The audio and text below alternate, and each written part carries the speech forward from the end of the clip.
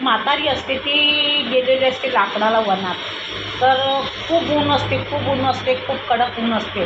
तरीसुद्धा ती लाकडानं गेलेली असते. नाईलाज तिचा कोणी असत नाही. ती एकटी कमावून खायची, लाकडं आणायची आणि बाजारात विकून आपली पोट भरून खायची.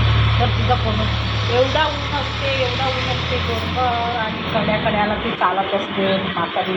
आणि बरीच म्हातारी असते. तर त्या म्हातारीने पायाला चटके, अंगाला चटके लागत, एवढं ऊन असते. त्या उन्हामध्ये बिचारी ती गेलेली असते लाकडांसाठी. तर चालता चालता तिला खूप पाण्याची तहान लागते. तर ती म्हणते आता कुठे मला पाणी भेटेल एवढ्या वनामध्ये. तर शोधत शोधत ती तिथे गेली. तर तिला एक ओळ लागते, त्या ओलामध्ये पाणी असते. तिथे वळाली, पाणी तर भेटला, पण चटके काय अंगाचे आणि पायाचे थांबत नाही. चटके तर खूप लागत आहे. आता काय करावं, कसं जाणार मी, कसं रस्ता पार करणार, मला चटक्यात म्हणजे हे नाही होत, सहन नाही होत, अशी ती विचार करते. तरीसुद्धा मोळी उचलली आणि चालत असते. चालता चालता चालता चालता तिला एक झाड शोधते. ती का मला झाड मिळालं असतं तर थोड्या वेळ मी विश्रांती केली असते तिथे. तर शोधता शोधता लगेच तिला एक झाड तिने बघितलं. लांबून तिने बघितलं, अरे तिथे झाड आहे पण आपला मार्ग इथे आहे आणि झाडाचा मार्ग इथे, आता कसं काय करायचं. पण तिने रस्ता मोडला आणि त्या मार्गाला गेली, जे झाड होतं त्या मार्गाला गेली. तर जाता जाता ती गेली आणि तिथे भारा उतरवला आणि तिथे ती पडली, थोड्या विश्रांती घेतली. तिथून एक माणूस येत होता.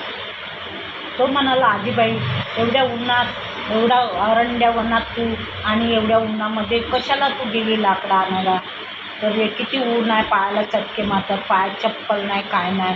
तर बाळा मी काय करणार, माझं तर कोणी नाही आहे, ना मुलगा आहे, ना नवरा आहे, ना मुली आहे, ना कोणी नाही, मी एकटीच आहे. मी एकटी हे लाकडाच्या भरोश्यावर लाकडाकडून बाजारात विकून माझा पोटाचं साधन करते, मला कुणी नाही. तर मुलगा म्हणाला का चल मग माझ्या घरी, माझा पण कोण नाही आहे, चल माझ्या घरी, मी तुला ठेवते माझ्या घरी.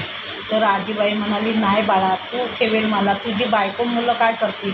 तर नाही नाही बोलते, मी त्यांना समजवेल का बायको पोरांना का मला कोणी नाही म्हणून ही माझी आजपासून आई आहे, तर असं मी समजवेल. तर तिला खूप बरं वाटलं. तर ती त्याच्याबरोबर गेली. जाताना घरी गेली तेवढ्यात नवरा पोरगा म्हणाला बायकोला, अगं मी ना एक आजीला आपल्या घरी आणलेली आहे, तिचा कोणी नाही आहे, तर तिला मी सहारा दिला आणि तिला आपल्या घरी आणलं. माझी आई समजून तिला मी सांभाळेल. तर तुझी काय इच्छा आहे. तर ती म्हणाली चालेल, तुमची इच्छा ती माझी इच्छा, राहू दे आपल्या घरात राहील, एवढं मोठं घर आहे कुठेतरी राहू. तर मी पण स्वीकार केलं आणि तिला ठेवली. तर तिला खूप बरं वाटलं का मला एक परिवार मिळाला.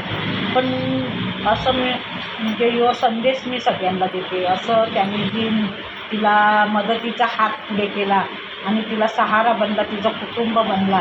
तसंच कोणीही बिनसहारी असेल, कोणी असू दे बिनसहारा, म्हणजे त्याला कुणी नसेल तर त्याला मदतीचा हात नक्की द्या. त्याचा पण सांभाळ होईल, तुम्हाला पण पुण्यही मिळेल आणि तिला एक परिवार मिळेल. एवढं सांगून आणि माझी गोष्ट इथे समजते.